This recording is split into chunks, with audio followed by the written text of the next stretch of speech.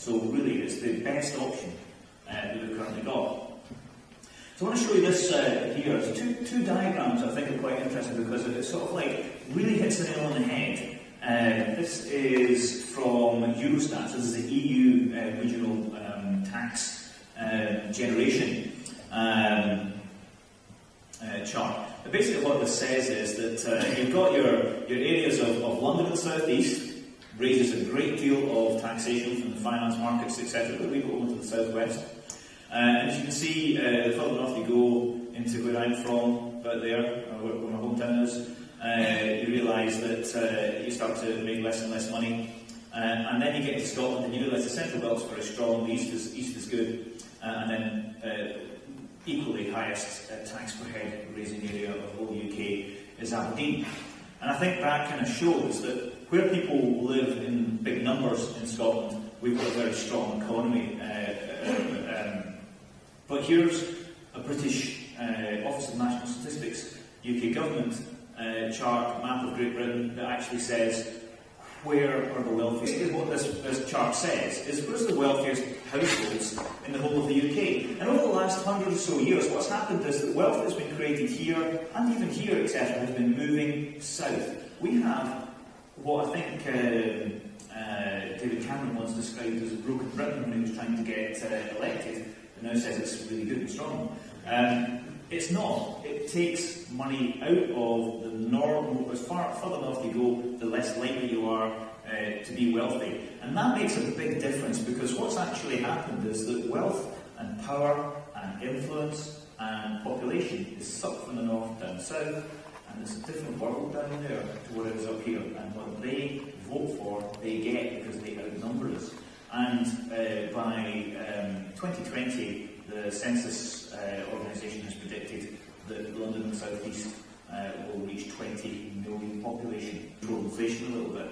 But what does work are all these powers, which have counted at 25 there, which would come to Scotland as a result of independence, even though we keep sharing the same currency. And let's just quickly have a look at a couple of them. And obviously we've got things like corporation tax and capital gains tax, and things, but vehicle excise duty. But there's a couple that are quite alcohol duties, which is one that we're trying to use at the moment. But there's a couple of really interesting ones, which is air passenger duty. An economy doesn't work unless it's connected to the world. You can't really export and do lots of business unless you're connected to the rest of the world. I have to fly. I went to Turkey on holiday and I had to fly down to Stansted. We don't have direct flights to the rest of the world, not for holidays, not for business. But you see, the thing is, we could. All we need to do is make it more attractive for airlines to actually fly from Scottish airports. Now, for example, if you are a UK Prime Minister and you're asked, do you want to cut air passenger duty? You look at Heathrow, you look at Luton, you look at Stansted, you look at Gatwick, and you have to come to a conclusion that from the whole of the UK standpoint, it would be ludicrously stupid to cut air passenger duty, so it's done. But of course, Newcastle, Glasgow, Prestwick in particular, freight, Aberdeen, they actually would see, if you cut air passenger duties and got direct flights from those airports, then you'd actually be able to boost their economies quite significantly. Now, why?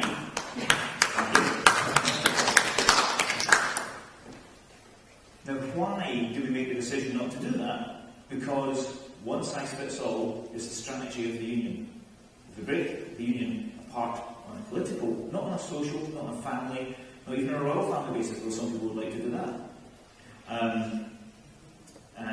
If we take the political union apart and bring these powers to Scotland, we can use them like a scalpel where they're needed in communities like this to actually improve our economy, and that's one of the reasons our economy hasn't been moving. Another one, which is also you've heard of bedroom tax, of course, which is because house prices in London have been increasing, so private rents are increasing, so the poor people that have to rent in London have to pay higher rents, therefore rent becomes a higher percentage of their salary, therefore they qualify for housing benefit.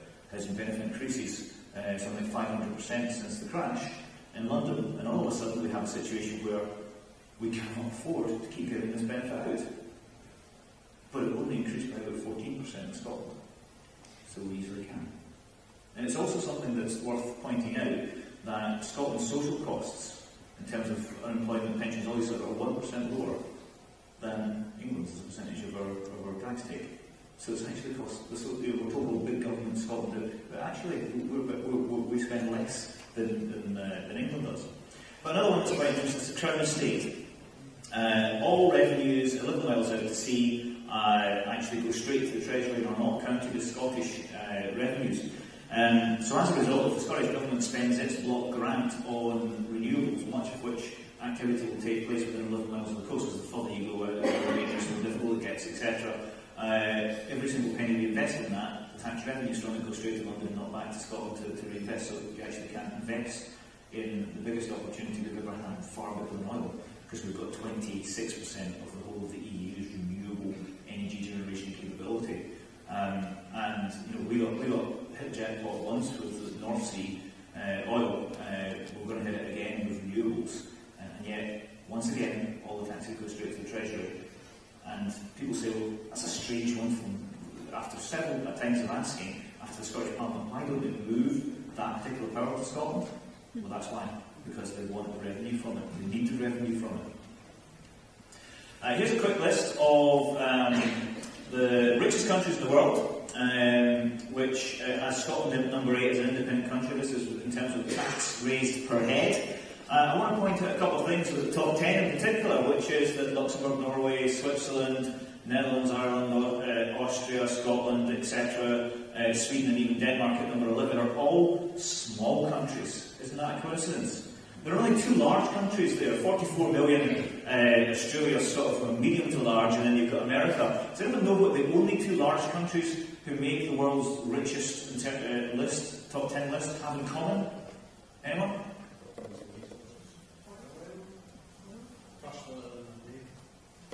First letter of the name. I've never noticed that before, but that's spot on. I'm going to give you a prize for it. The United States and Australia have in common is that they've both become independent from Great Britain.